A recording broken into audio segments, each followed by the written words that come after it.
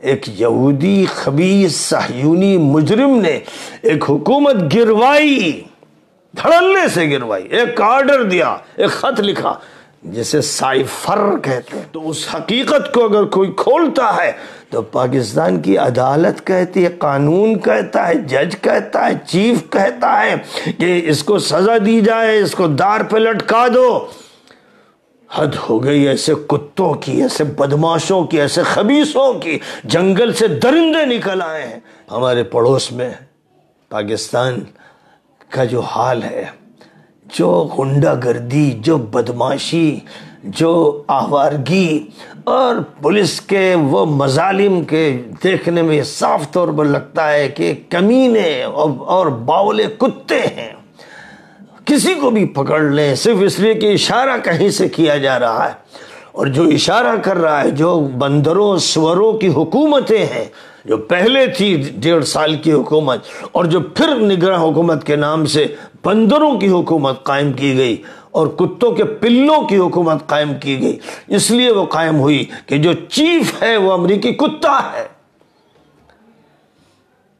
اور لوگوں کا حال یہ ہے کہ پھر نہیں سمجھتے،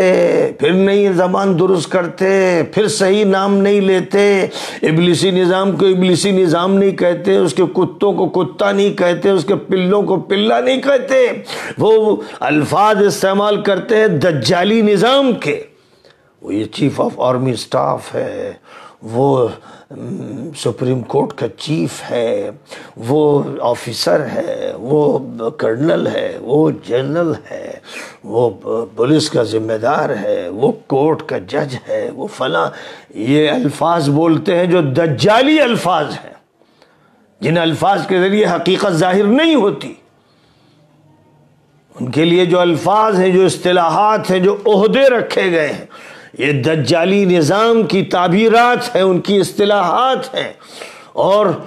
حقیقت کو اگر بولا جائے گا تو بات یہی کہی جائے گی، یہ بندر ہے، یہ سور ہے، یہ کتا ہے، یہ چوہا ہے، یہ چوزا ہے۔ انسان نما درندے اور حیوانات ہیں،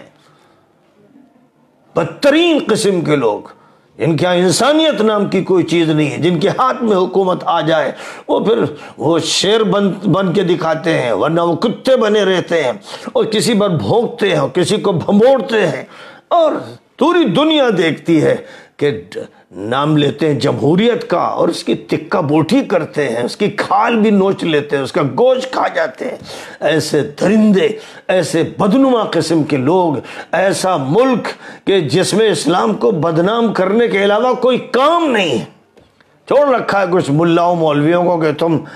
قال اللہ قال رسول کر لو، تم بھی اپنی سزا لگا لو، تم بھی کپڑے اچھے پہن لو، دیکھنے میں لگے کہ ہاں تم اسلام کی نمائندگی کر رہے ہو، لیکن ان پر مسلط وہ کیے جائیں جو باول کتے ہیں، اور وہ پورے نظام کے ساتھ کھلواڑ کر کے اسلام کو بدنام کریں، اس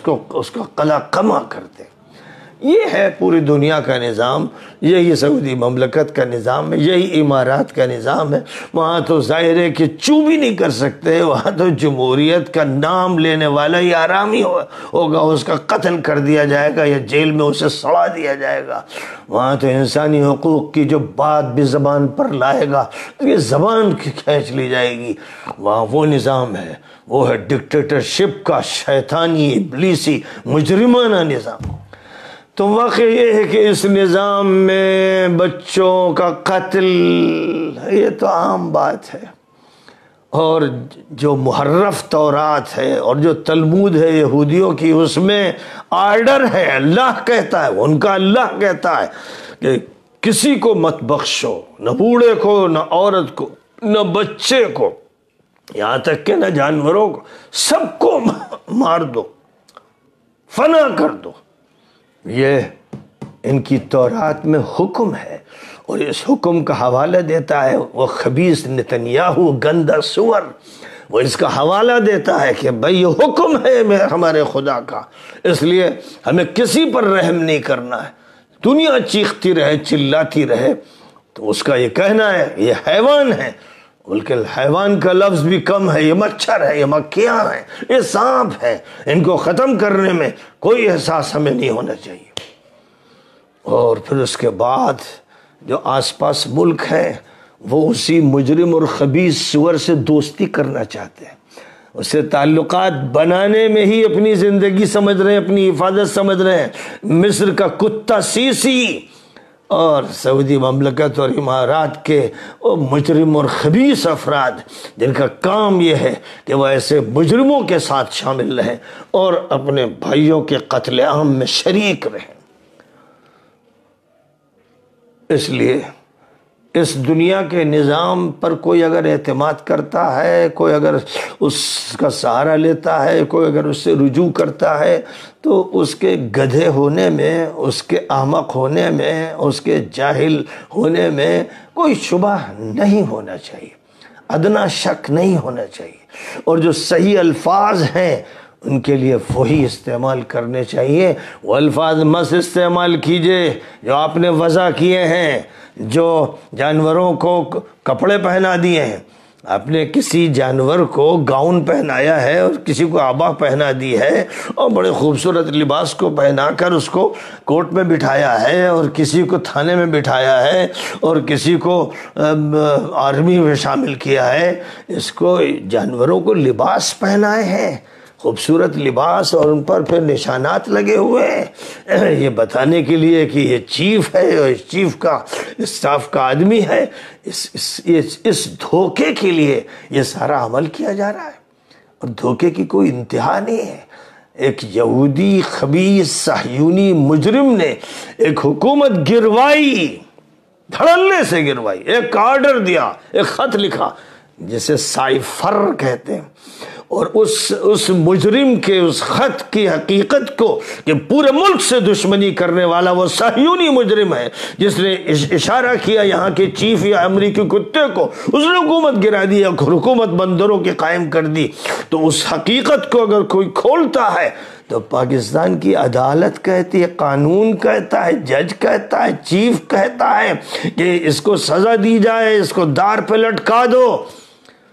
حد ہو گئی ایسے کتوں کی، ایسے بدماشوں کی، ایسے خبیثوں کی۔ جنگل سے درندے نکل آئے ہیں۔ جس قانون کو پیروں سے روندنا چاہیے تھا، ہر انسان کو اس پر تھوکنا چاہیے تھا، پیشاب کرنا چاہیے تھا، یہ مجرم خبیث اور عوام جیسے مسخ شدہ لوگ وہ بھی اس کو قانون مانتے ہیں،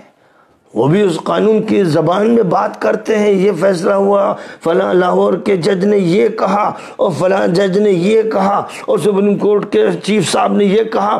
وہ جب یہ الفاظ بولتے ہیں تو اپنا مذاق اڑواتے ہیں، سارے عوام کو بکری بنا دیا، بھیڑ بنا دیا یا بندر بنا دیا، اس طرح ان کو تبدیل کر دیا، اور وہ اسی حالت میں خوش ہیں، نکلتے ہیں تائید میں۔ لیکن ان مجرموں کو، ان کتوں کو، ان خبیثوں کو ہٹانے کی مہم نہیں چلاتے کہ اپنے ملک کو نجاست سے پاک کرو۔ ذمہ داری یہ ہے